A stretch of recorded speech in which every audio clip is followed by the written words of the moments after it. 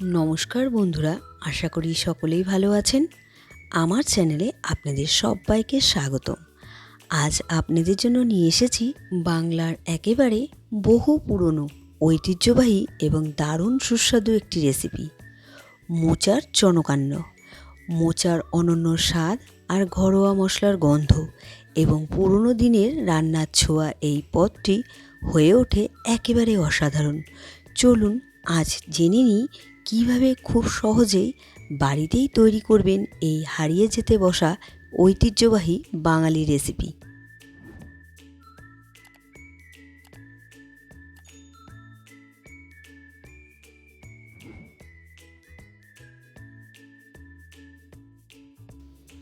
আমি মোচার রেসিপি বানাবো, সেজন্য মোচাটা আমি ফুলটা ছাড়িয়ে নিয়েছি আর মাঝখানের মোটা অংশটা মানে ডাঁটিটা বেছে ফেলে দিয়েছি। নিয়েছি গোবিন্দভোগ চাল।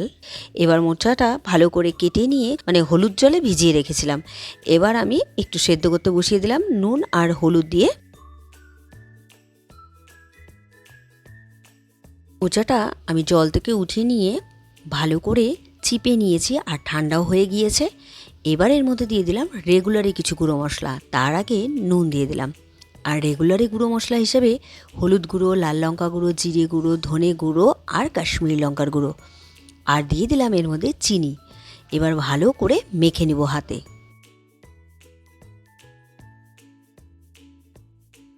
মেখে নেওয়া হয়ে গিয়েছে। এবার আমি কড়াই বসিয়ে দেব। কড়াই বসিয়ে দিয়েছি।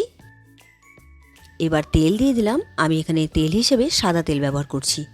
এবার প্রথমেই আমি এর মধ্যে চাল দিয়ে দিলাম। গোবিন্দভোগ চালটা আমি ভিজিয়ে রেখেছিলাম। এবার চালটা আমি ভেজে নিচ্ছি। হালকা একটু নাড়াচাড়া করে আমি ভেজে নামিয়ে নিলাম। এবার আবারও কড়াইতে আমি সাদা তেল দিয়ে দিলাম আর তার সাথে দিয়ে দিলাম ঘি। এবার তেল আর ঘি একসাথে গরম হয়ে গিয়েছে। প্রথমেই আমি দিয়ে দিলাম তেজপাতা।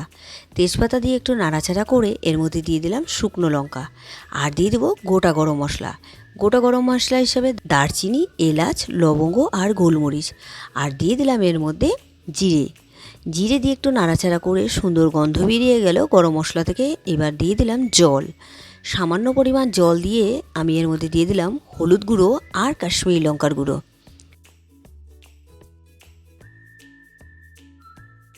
আর এর মধ্যে দিয়ে দিলাম আদা বাটা। বাটা মশলা হিসেবে আমি এখানে আদা বাটারই শুধু ব্যবহার করছি।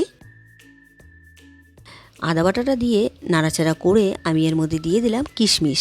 ভেজিয়ে রেখেছিলাম সেই কিশমিশটাই দিয়ে দিলাম।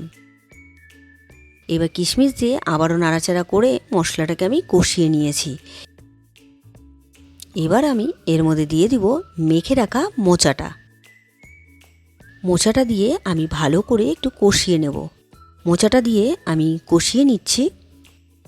মোচাটা দিয়ে আমি কষিয়ে নিয়েছি।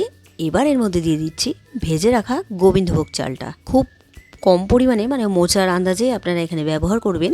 এবার গোবিন্দভোগ চালটা দিয়ে আমি আবারও কষিয়ে নিলাম আর দিয়ে দিলাম এখানে গরম জল।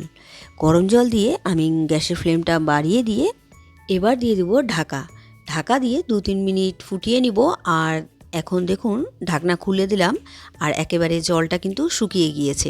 এবার একটু নাড়াচাড়া করে আর একটু কুক করে তারপর আমি ঘি দিয়ে নামিয়ে নেব। আমি এর মধ্যে ঘি দিয়ে একটু নাড়াচাড়া করে দিয়েছি। এবার গ্যাসটা অফ করে 2 মিনিট স্ট্যান্ডিং টাইমে রেখে তারপর আমি সার্ভ করব। আজকের মতো এখানেই শেষ করছি। কেমন লাগলো আমার এই বহু পুরনো মোচার চনকান্ন রেসিপি অবশ্যই কমেন্টে জানাবেন।